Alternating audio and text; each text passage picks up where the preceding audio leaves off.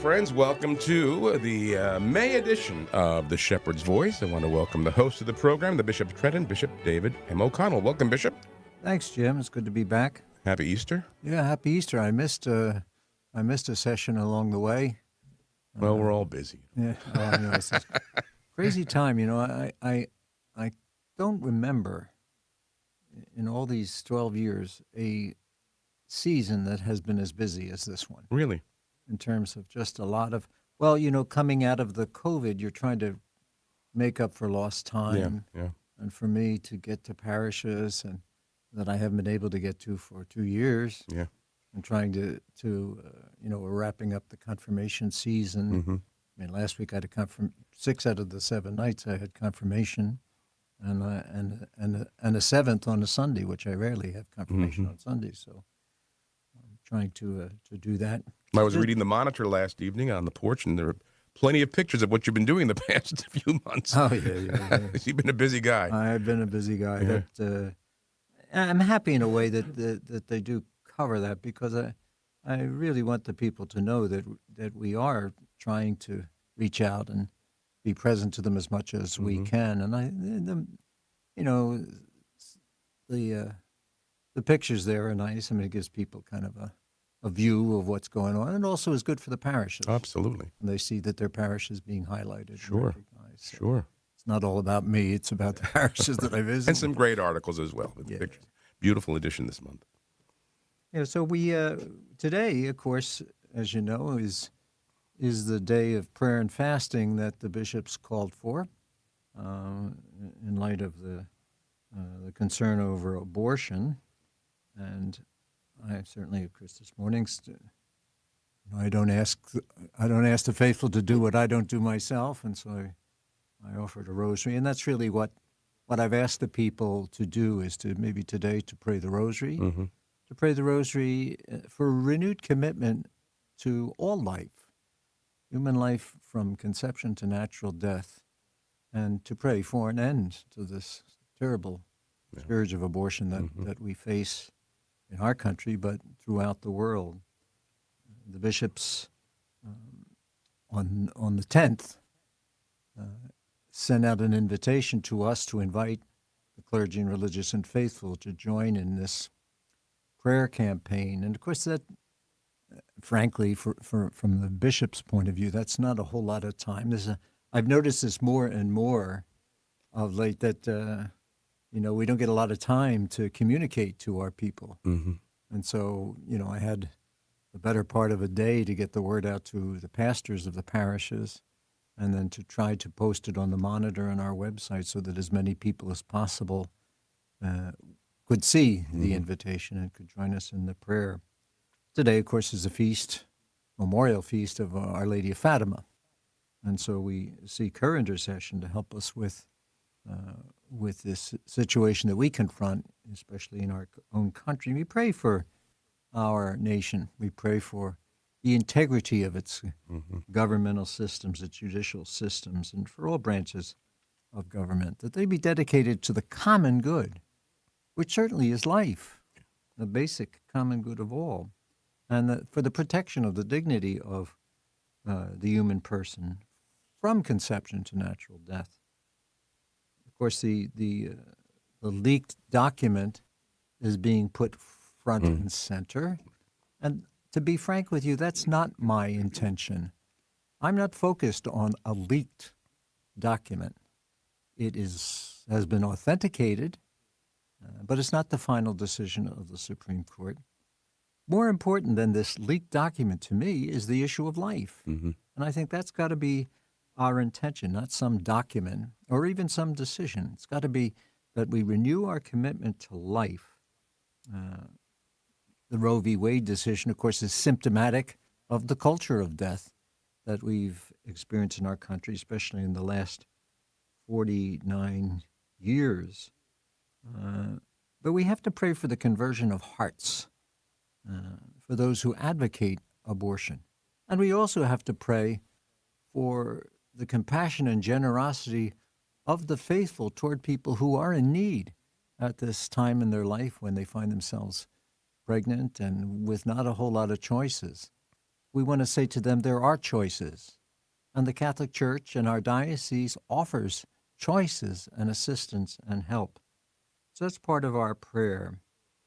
There has to be really a commitment in our country where children are welcomed and where they're cherished and they're cared for, and mothers and fathers are encouraged and strengthened, not forced to make this terrible, terrible decision, where marriage and family are recognized as the healthy foundations of a flourishing society.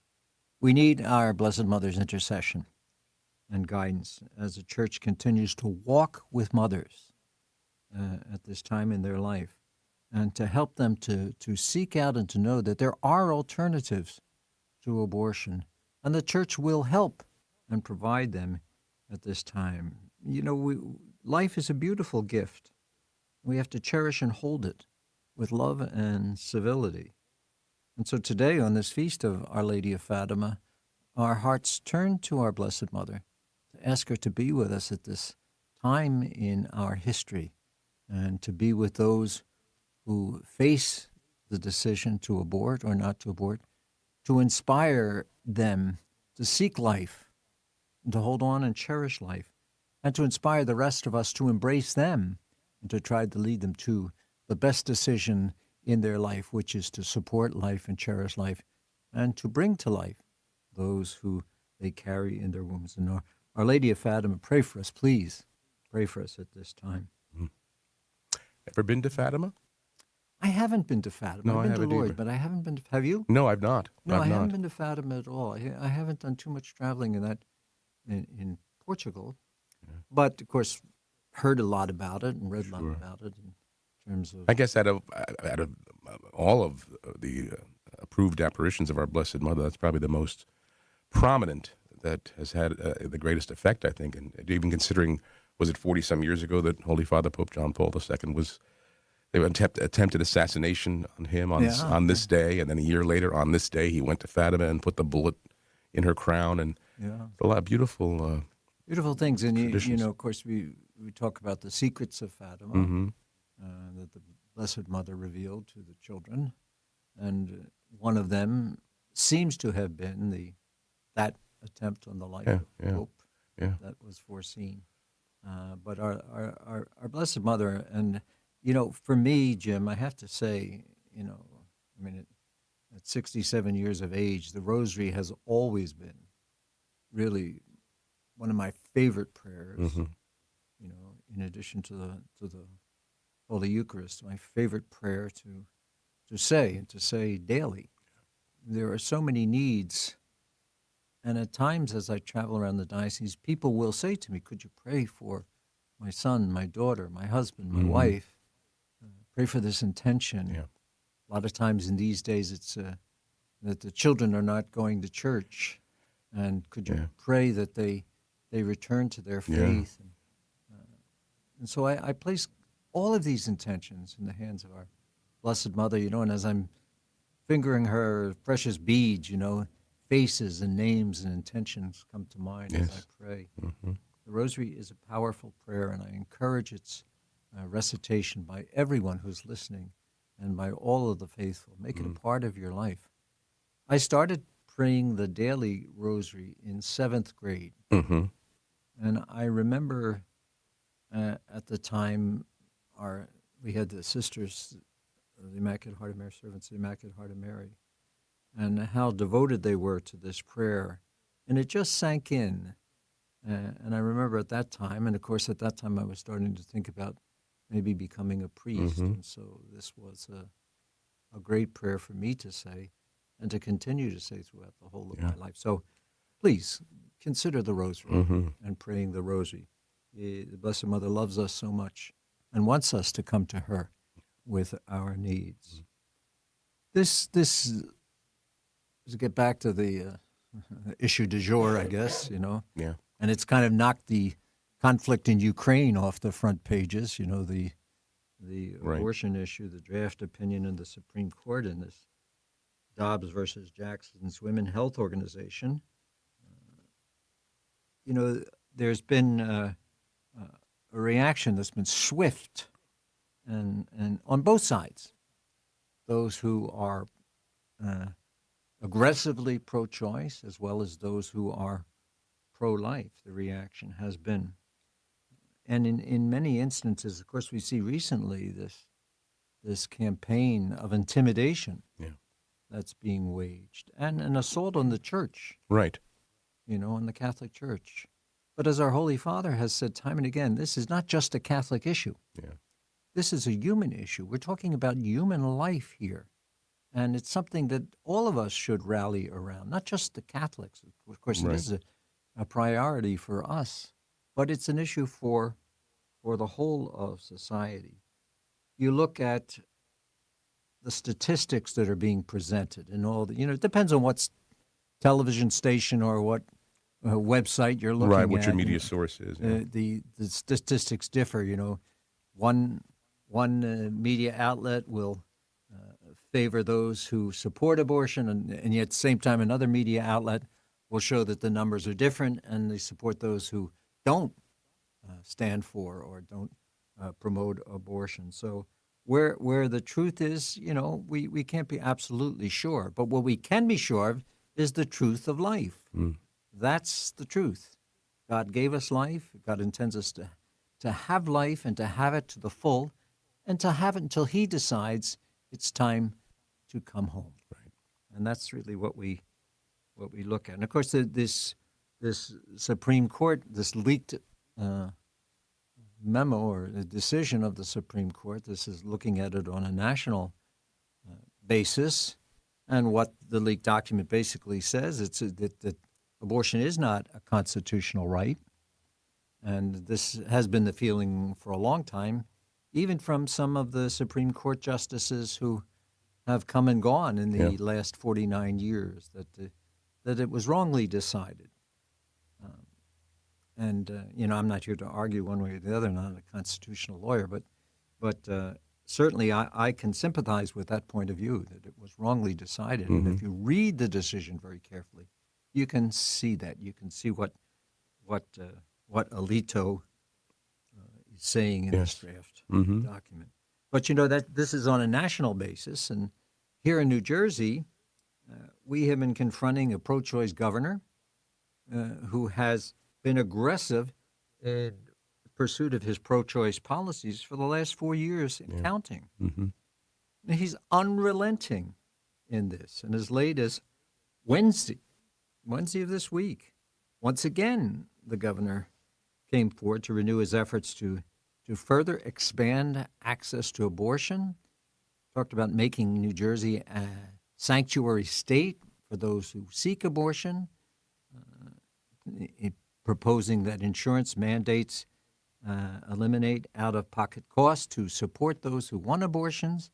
And, of course, this was in legislation that was proposed a while ago, but knocked out of that legislation. Now he's trying to introduce it again. He wants a state law that codifies the performance of abortion and abortion procedures. And he's supported that all along. And he speaks so, the word is aggressively. He speaks so aggressively about this. So much so that in the past week, the bishops of New Jersey, the 5 dioceses, the bishops of the 5 dioceses, we proposed a statement. We presented a statement. And right now that's the best we can do, give our reaction to the governor's latest push. And I'd like to read the statement. Please. Just in case. Because I'm not familiar with it. Okay. It's on the New Jersey Catholic Conference website. Okay. It's also on the Monitor website for the Diocese of Trenton. You can access it there. We, the Catholic bishops of New Jersey, join to express our disappointment and outrage over Governor Murphy's announcement regarding proposed legislation to expand access to abortion in New Jersey, an act that by its very nature terminates human life. If enacted, this legislation would mandate health insurance coverage for abortions, codify regulations that permit non-physicians to perform abortions, and create a public fund that dedicates taxpayer money to pay for abortions. That's outrageous.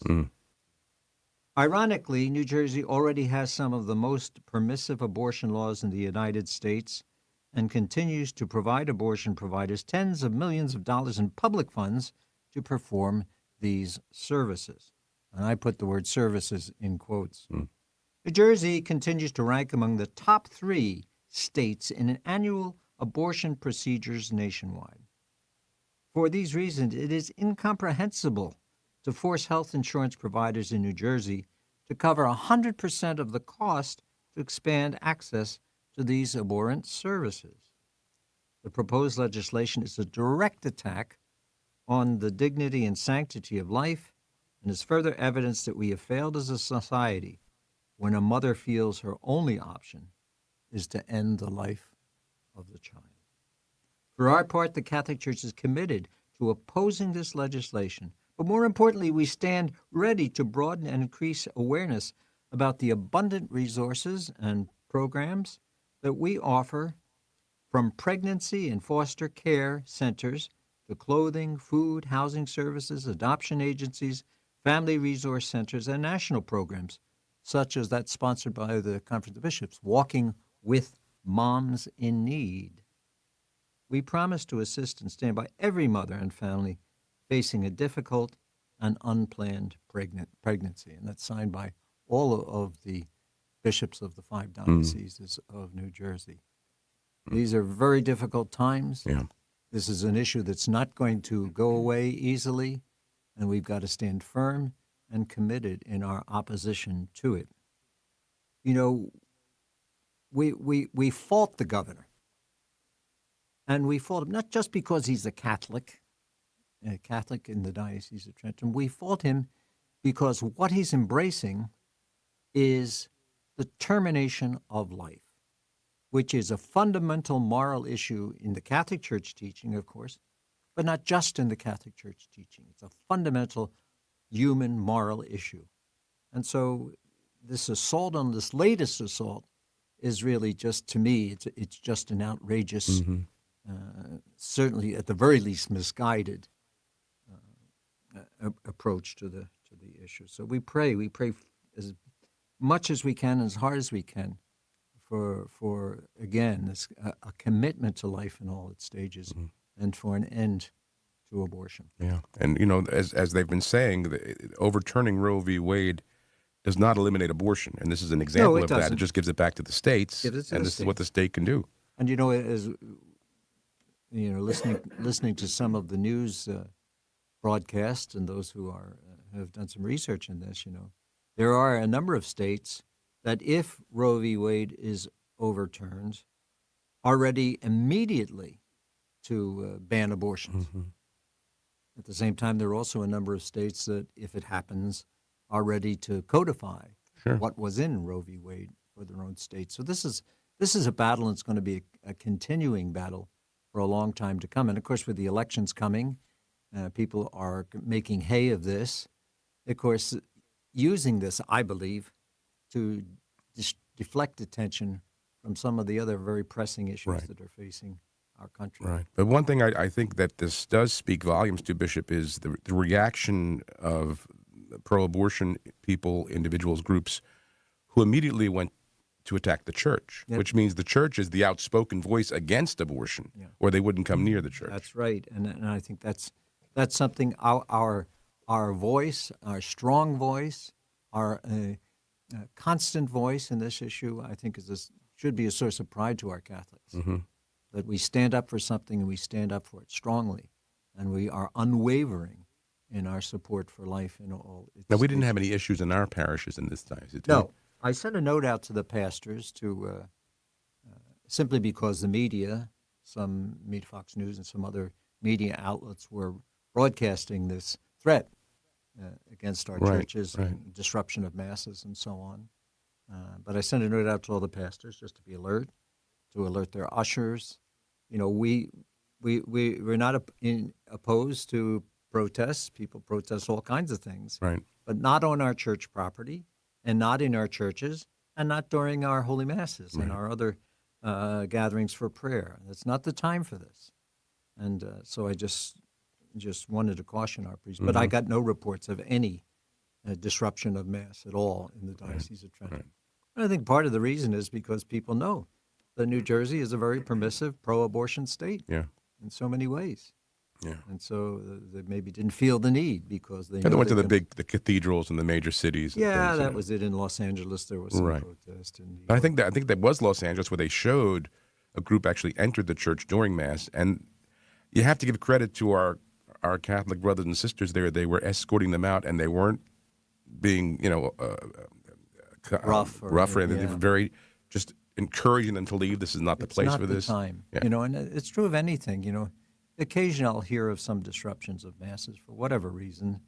Oftentimes it's someone, a disturbed person Yeah, who might get up during Mass and call out or something like that, or there's some issue with the priest or something. But it's not the place for that. No. There's time and a place for everything. Right. And Holy Mass is not the time for protest. It just Right, isn't. That's my position, and I'll stand with that throughout. So again, Bishop, if people want to read the letter from the bishops, they can find it on the Monitor website. It's on the current Monitor website for the Diocese of Trenton, and it's also on the current New Jersey NJCC.org website for the New Jersey Catholic Very good. Conference.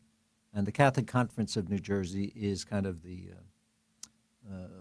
group or the organization that brings all the bishops together throughout the diocese, and we discuss all the issues that we confront and face in the diocese and things that we are trying. Right now, we're trying to gather up the information for all the services provided for mothers who are pregnant and all the ways in which the Church does try to help and reach out to them, so that also will be available, not just our statement against the governor's announcement, but here's what we do have, and here's that we do offer to mothers in need. Very good. Yeah, reading some articles, I read a lot, Jim, maybe too much. I try to read a lot of what's going on in the world, be aware of it. And I've read some essays of late of women who claim to have left the Catholic faith and Catholic Church because of this issue. And of course, then there's the whole laundry list of other things that have happened in the history of the Church that they're putting forth as a reason, And people leave the Church, and I hear this all, well, Father said this to me, and that's the reason people are leaving the Church today. The reason people are leaving the Church today is they don't have a supernatural faith. They don't have faith, and they lack the faith in the Church and in its teachings and the presence of Christ within the Church. The Church has never been, a rule by opinion organization. Right. Never been, well, let's have a democratic vote whether we agree with this or not. And the problems that people frequently have in the Church, they're not doctrinal problems. You don't hear it often, that they don't have faith in the divinity of Christ, or they don't believe in the intercessory power of the Blessed Mother and the saints. That's not what you're hearing. They want to debate the existence of the Trinity. I mean, you don't hear these kinds of things. Right. The things that people focus on generally are the moral teachings and the moral doctrine of the Church, because it's something that they want and they don't agree with, and so therefore the Church is wrong. And that's just their point of view. It's the world. It's the allurement of the world and what the world is teaching, and that they would rather adhere to the teaching of the world than the teachings of the Church in many cases. What they want themselves. Yes. And that's more important than anything else. And it's a selfishness there. I get letters all the time, Father yelled at me, or Father gave a grummy sermon, or Father said something and I don't agree with it, and those things happen. And people write to me. I don't know whether they expect me to spank the priest or to go. I'm not going to do that, I'll send their letters to the priest so the priests are aware of what's being said. Right. But, I'm not going to remove a priest because on a given Sunday they disagree with what or how he said something. I mean, that's just ridiculous. Yeah. And also we have the priests that we have. And no one's ever said that we're perfect. Right. But we certainly, I think, by and large, the overwhelming majority are trying to do the best they can for the people of God and for the faithful. So Anywho, that's what's on the top of the agenda these days. You know, Yeah. we're here in the Diocese of Trenton at the Chrism Mass. I declared the conclusion for the diocesan phase of the Synod of Bishops. You know, there are 3 phases, as I announced on October 17th when we began the diocesan phase. The Holy Father and the Holy See in April convened or convoked the Synod of Bishops, and rather than just a 1-year, 1-meeting gathering, it was stretched over to last over 3 years and to include as widespread a consultation as possible. And so we engaged that pretty well in the Diocese of Trenton, I would say. I named 2 people to co-chair the Synod for us. Mary Liz Ivins, who's longtime principal and president of Notre Dame High School, and wonderfully accomplished educator, and certainly a very, very devoted and faithful Catholic, and Deacon Pat Brannigan, who's the deacon at St. James Parish in Pennington, and also for many years was the executive director of the New Jersey Catholic Conference. So very competent people to lead the Synod. We had guidelines established and all kinds of topics that we provided. We did training for parishes for those who wanted to participate at the parish level. And we had maybe 62 out of the 95 parishes who had an active program for the Synod, which is very good. We had maybe 4,500 responses, individual responses from people that we are still processing and going through, because I have to boil all that down into 10 pages and send it to the Bishops' Conference, which then will conduct the next phase of the Synod before the final phase of the Synod, the 3rd phase, which will be in Rome, and that'll be the typical gathering of bishops appointed or elected from around the world to meet with the Holy Father. You know, the topic of the Synod was kind of interesting. It was synodality. Yeah. What does it mean to be a synodal church? And basically, synods, of course, have been in the church since the very beginning, gatherings and meetings and discussions. The Holy Father invited us all to listen, just to listen to one another. And, you know, Jim, that's a very hard thing to do. Yeah. Especially when you hear some of the things that people say. I know it was hard for me in the sessions that I attended to listen to some of the things that were being said, and I wanted right away to say, well, that's not exactly what that means. But Right. that was not the purpose of the Synod. It was just to hear, to give people the opportunity. If you want to say to vent, Right. in some cases, I'm sure it was. I read in some of the media, Catholic media, so-called Catholic media, especially the ultra-right media, which is, of course, is trying to create a parallel church. That's their goal. Yeah. Destroy the church so they can create their own church. Yep. You know, they're putting forward all the issues that come forward. Well, the Holy Father said, this Synod was not intended, and I've said it many times, I repeated it, not intended to change the teaching of the church. Right. That wasn't its purpose. Right. The purpose of the Synod was to listen and to hear what's on people's minds. And some of the things that are on people's minds are not in accord with the teachings of the church. But it's important that we get that out. We have an opportunity to hear Right. what's being said and Right. what people feel and believe. And the Holy Father also said, don't use your time. This is beautiful, beautiful time. Don't use or waste your time just debating the same old issues. Now, of course, as I look through some of the reports that have come in, that's exactly what some people did. You know, they brought up women's ordination, and that's their painful issue, and so on, or issues related to the LGBTQ situation in the church, or the church isn't warm or welcoming to people of the same-sex attraction, and a number of other things that fall in line with that we've taught, birth control, or all of that. Too much emphasis on abortion, and so on and so forth. And it's good that people say those things. It's good that people bring them out, especially if they've been a cause of hurt and pain in their lives, or maybe separation from the church. But just because they said it, and just because it's there in the report, Doesn't mean, okay, now the church is going to change and Right. acquiesce to that. And I hope people don't have that expectation. Right. The expectation I had, and the only expectation I had, was that we would learn to listen better to one another. The ultimate goal being to use what we hear and use what we learn to address the most important needs of the faithful, to evangelize. You hear that word all the time.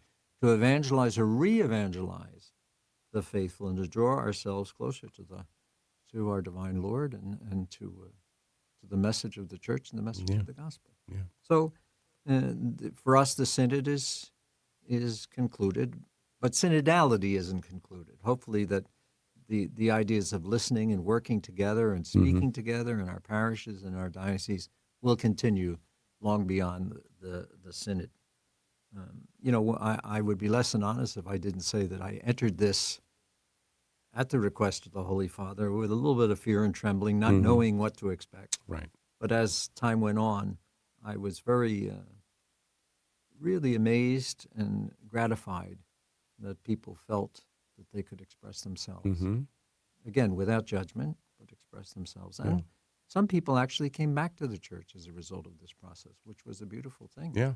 Beautiful thing. So, synods. How does that? How do I segue from synod to COVID? It's not an easy segue, but COVID's still raging on, and they say. I just don't know. What they're saying is now, not as deadly. People aren't being hospitalized to the same extent, but more contagious. Right. So it's easy to go around. I have a number of priests right now who've tested positive, and they're quarantining and they're keeping themselves. But the symptoms that they're describing are nothing like they were, more of a cold. Like a cold, like a very, very bad cold. And that's what they're saying. And these guys, many of them, I'm speaking about these guys, because they're the ones I'm in direct contact with, the priest. But it's true of everybody that I've spoken to who has said they're positive. Bad cold, headache, chills, fever, feeling fatigued, feeling tired, but not the engagement of the lungs to the extent before that put people to the hospital. So it's out there. And, they say it's going to be out there. It's not going away. As I was going to say, as they say, it ain't going away. That's right. It's just going to adapt, and it's going to be one of the normal annual flu viruses or whatever I think it that's is. Probably what, that doesn't mean that we want to be haphazard or careless in our approach to it. We still should use our heads. I still think again, the ultra-right will go after me, and I still think the vaccines are good things for those who can take them and need to take them. The booster, of course. I've done everything, and thanks be to God, I've been lucky. But I've been very careful also in terms of my mixing and mingling in a direct way. Going to confirmations, which is a great thrill and privilege for me. I'm a little bit careful on those occasions.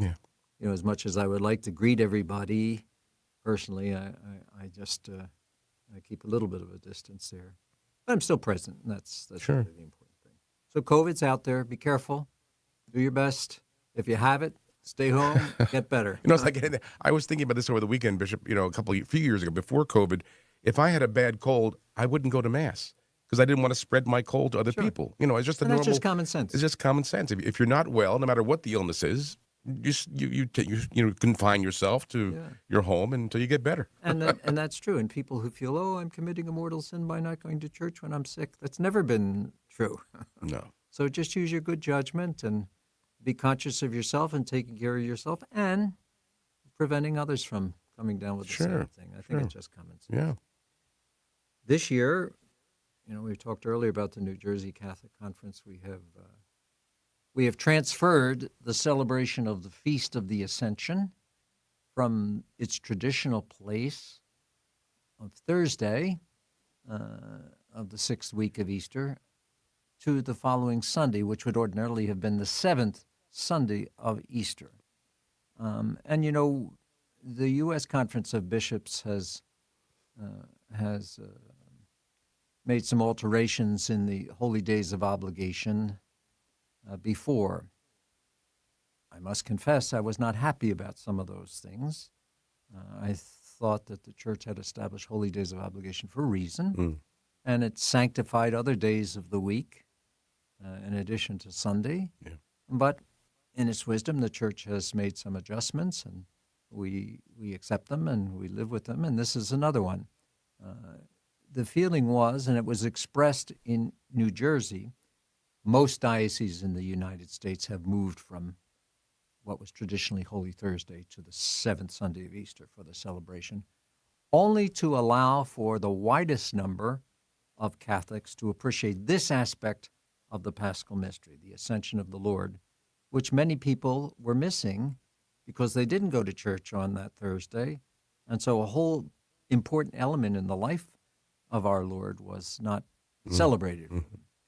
And so I know I did. I'm not exactly sure what the other bishops did in New Jersey, but I did a survey among the pastors and priests of the diocese to see what they thought, what their feeling was. And as frequently happens in the Diocese of Trenton, half were in favor of moving it, half were against it. And so they had good reasons on both sides. Yeah. So I presented that to the bishops. I went into our bishops' meeting not terribly inclined to move it. Of course, I'm, old traditional guy. Right. And I liked Holy Thursday, celebrating the Ascension on Holy Thursday. Yeah. But it wasn't a hill I was willing to die on, as long as we celebrated. And so as we spoke, the bishops among ourselves, it seemed clear to me that the feeling of our Catholics was they wanted to celebrate it, and rather than take a chance of missing it, move it to Sunday so that we could celebrate it. So that's the rationale for it. Some will agree, some will disagree, but agree or disagree, the fact is it's going to be on the seventh Sunday of Easter. So in the diocese, all dioceses, all the dioceses in New Jersey. How about the archdiocese of what? Philadelphia. No, I don't. I think they still celebrate on So Thursday. I'm bound by that then. Well, that's where you live. If you want to spend next Sunday in New Jersey, how am I going to work around that one? Let's I see. know. Well, I'm going to leave that one. Okay. That's above my pay grade. All right. But Holy Thursday ordinarily would have been May 26th. Right. If we were the old days, we would have a day off from school. Sure. The kids would be up in arms, knowing that we. So what we already had it on the calendar in the diocese, in the chancery for a holiday on that day. Okay. On the holy day, so I just moved it the holy day to Sunday with all the other dioceses, and then I said, well, take Friday off instead. Work on Thursday, but take Friday. All right, there you go. Good for you. So, Catholic Communications Campaign is coming up on the 28th, 29th. That's an annual collection, second collection in the parishes of the dioceses of the United States. I'm not sure if people understand a lot of these second collections that have broad topics. Retired sisters collection or collection for Eastern Europe or whatever the collection may be. They're established by the U.S. Conference of Catholic Bishops, and there are a number of them designated to be held during the year as an opportunity to support important initiatives in the Church. And that's the purpose of these collections. Well, obviously, Catholic Communication is an important one. And I don't know whether you saw recently, but the main office of the Bishops' Conference in Washington have eliminated a number of the Catholic News Service. I read Catholic that. News Service. Read that in the Monitor last evening. The Catholic News Service for one, and that's been for us traditionally a source of being able to communicate to the faithful, what's going on beyond the Diocese of Trenton. And when I first saw that, I said, "Oh my God, it'll reduce the Monitor to 2 pages," because we are so faithful to presenting the information to the faithful, of the clergy and faithful who read the Monitor or check the websites. So it's an unfortunate thing. Honestly, I'm not sure if it's a settled matter because I see that a lot of dioceses have been reacting and sending requests to the Bishops' Conference office to reconsider. So we'll see what happens. But anyway, this collection will be held. And it is to foster Catholic News Service, not the only source of news Right. for the church. The bishops themselves deliver news on their websites and other Catholic. Mm-hmm. When we take this collection, 50% of it remains in the diocese. So we take it, and then that's used for our own diocesan communication. So it's a good thing for the diocese. Mm-hmm. It's not just a giveaway. It's a giveaway and a give back Mm-hmm. to ourselves. So that's worth supporting on that weekend, May 28th, 29th, coming up. Of course, we're in the midst of all kinds of activities in the diocese. First Holy Communions. God bless and congratulate all the young ones who are receiving their First Holy Communions throughout the diocese. Many on Mother's Day, and some this coming Sunday. We're finishing up our confirmations. Here we have 95 parishes in the diocese. Not all of them have confirmation every year, but many of them do. And so now we're at the tail end of this year's confirmation season. Also graduations, high school graduations, grammar school graduate, 8th grade graduation, high school graduations, college graduations now. And so I'm scheduled to celebrate baccalaureate masses for a number of our Catholic high schools. I can't do them all. I'm invited to many. Right. Some of them occur on the same day, so you can't be in two places at one time. And some of them are scheduled at a time when I have other things already committed. So I'll do a couple of those graduations. I always look forward to that, sending our youngsters on their way. This year, we also will commemorate, as we always do, in the diocese, the priests who are celebrating and the deacons who are celebrating and other religious who are celebrating anniversaries, special anniversaries. For the Vicar General, Monsignor Gervasio and me, this is a special year for us since it's our 40th anniversary of ordination. I'm getting to be an old man, and we will celebrate our 40th anniversaries this year, and many other of our folks will be celebrating, commemorating anniversaries. And I think the Monitor does a special edition for that to commemorate our priests and their milestone anniversaries. You know, Jim, I had a beautiful Mass, a Mass for, we received the relics of Blessed Carlo Acutis, who was a 15-year-old boy, born in England in 1991, so in our lifetime, many of our lifetimes, who lived his life in Italy, and died in 2006, 15 years old, died of leukemia, but lived an incredibly holy life in the midst of being a normal kid, and so is able to share his story with the children at St. Dominic's School in Brick on April 28th, and we carried the Mass live stream. We did a little bit of a video to start the Mass so that the kids would see pictures of Blessed Carlo riding his bicycle, dancing, working on his computer, playing PlayStation, having fun with his friends, with his pets and all, just to show them that, holiness is possible for the young. Yeah. And you don't have to be a plastic and the contemporary young, today's young, the contemporary of ours. So we had a beautiful, beautiful celebration of Mass. We showed a video, and the video was copyrighted, and we had to get permission to use the video, and we got permission from the mother of Blessed Carlo. Can you imagine? Yeah. The mother of a saint. Yeah. And, when Carlo was born, Blessed Carlo was born, his family was not really, they were Catholic, but not practicing much. Right. For some reason, this kid just was inspired to seek holiness and prayer, and as soon as he was able to go to church, and he brought his parents back, and it's a beautiful, beautiful story. And so I used the occasion to declare that Blessed Carlo Acutis would become the patron of all Catholic schools in the Diocese of Trenton, and our young, with the young, including those who are in religious education, so, who may not be in Catholic schools, but I wanted the embrace to be as extensive as possible.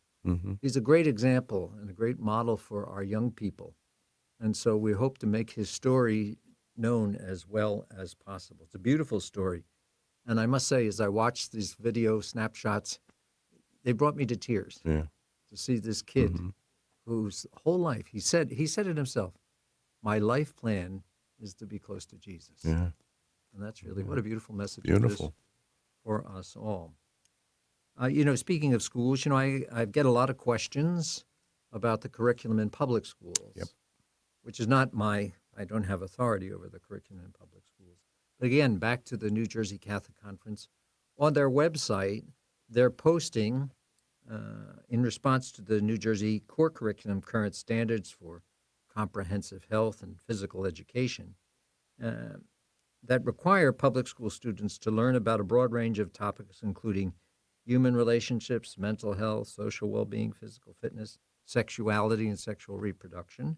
And our parents have, I think rightly, reacted to the forcing of people at a very, very young age to be taught things that really belong in the family and really belong in the parents. And so as people are reacting, I don't know that they're aware there's an opt-out provision for this. In the public schools? In the public schools. Okay. And so our New Jersey Catholic Conference website, njcc.org, has the means that is necessary, the form that's used, and talks about the opt-out provision, so that it's not a done deal for everybody. Okay. There is an opportunity for parents who feel strongly about this to opt out of that curriculum. So parents should exercise their rights. Yeah. Everybody's talking about rights. Well, how about the rights of parents? Also, it gives us an opportunity to say, wait a minute, how about school choice? Right. How about let's support school choice so that parents can send their children to the schools that they want to send them to and that are serving the needs that the parents feel. And of course, we believe we do that in the Catholic schools of our diocese. But that's something I think we really have got to start focusing on. Yeah. This weekend, the Holy Father will canonize 10 saints. Beautiful list of saints, bringing them to the honors of the altar. There are some names that are very familiar, but as is often the case, most names we're not that familiar with. Right. Some lay people, some religious, some bishops, some sisters.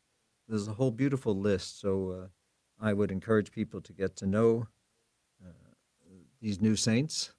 We obviously don't have time to go through their bios at this point, but it's an important event for the church. Yeah, I wasn't aware of that this weekend. Yeah, 10.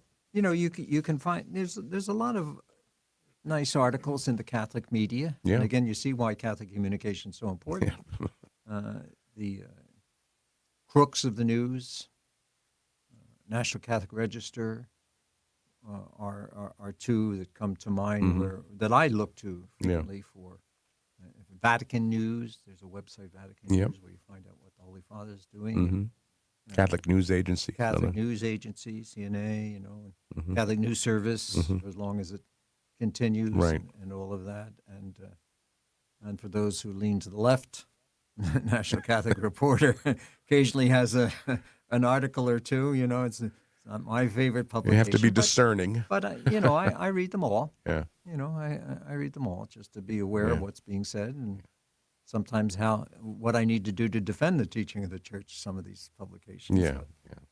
Because there's a spin. There's a certain spin. That's there's put a spin. Yeah. There's a spin. Everybody puts a spin on it, on the news, depending on their perspective. So, coming up this weekend, also National Peace Officers Memorial Day. Are you aware of that? No. Back in 1962, President Kennedy established a day to remember the fallen police officers I wasn't aware of that. Country, and I didn't remember. I didn't know about it until a couple of years ago, and I frequently get some requests to make sure it's known. So I sent a note out to the priest asking, remember our fallen police, women and men, and who have protected and served us over the years. Yeah. On this Sunday, and I think there's a National Peace Officers Week. When I looked it up on the internet, one website said it was the 11th to the 17th, and another website said it was next week. So I don't know when it is, but certainly we need to be mindful of our great people who are helping us. Sure. I'll be meeting with the principals of the Catholic schools for Mass on May 20th. We're ordaining 6 men to the diaconate in the Diocese of Trenton on the 21st. Kevin Hershenko, of course, is a transitional deacon. He'll be going on to the priesthood next year. But that Mass will be on May 21st at 10 a.m. in the Cathedral in Trenton. And there are several permanent deacons from the different parishes. Greg Jamali from St. Mary's in Middletown, Robert Golden from St. Martha's in Point Pleasant, Eugene Kotowski from St. Joan of Arc in Marlton, Joseph Fatone from the Cathedral from St. Mary of the Assumption, and Paul LaPlante from St. Gregory the Great. Congratulations to all of them and their families, and I look forward to ordaining you to the priesthood. Of course, right after that, I start jury duty. Oh, really? I have a week of jury duty. I hope I can get a quick trial. I hope it's going to be a quick one. And the week after that, I'll give the Seminarians Retreat. Usually we have someone else come in to give the retreat, but I thought this year I would like to give the Seminarians Retreat. There's so much going on in the church, and it gives me an opportunity really to connect with our 10 seminarians and those who will be joining us in the fall. We have the Catholic Charismatic Conference at St. Mary in Middletown, from Jim Kegley's parish. That'll be June 2nd to the 4th. On the 5th, I'll be out at Colts Neck for St. Mary's Parish's 50th anniversary celebration, Pentecost Sunday. Look forward to doing that. On the 10th of June, 50th anniversary of the Cursillo movement. All right. And so we'll celebrate that at the Co-Cathedral at a 7 p.m. Mass on Friday, June 10th. You know, the Cursillo is designed to helping Christians live their lives and renew their vigor and their love for Jesus. On June 16th, we'll have a Mass and barbecue for vocations out at St. John the Baptist Parish in Allentown. Father Jason Parzinski, the vocation director, and his team will be leading the charge. I'll be saying the Mass for those who are present. Mass is at 5:30 p.m. Hopefully those who are interested will register. You go to the website, godiscallingyou.org, and you'll get a lot of information there about it. 5:30, June 16th. We don't have too much time here, but we're beginning the Eucharistic Revival this year on the Feast of Corpus Christi, the body and blood of Christ, and that is June the 19th. And we have a whole host of events that are going to be with us. This is a 2-year program.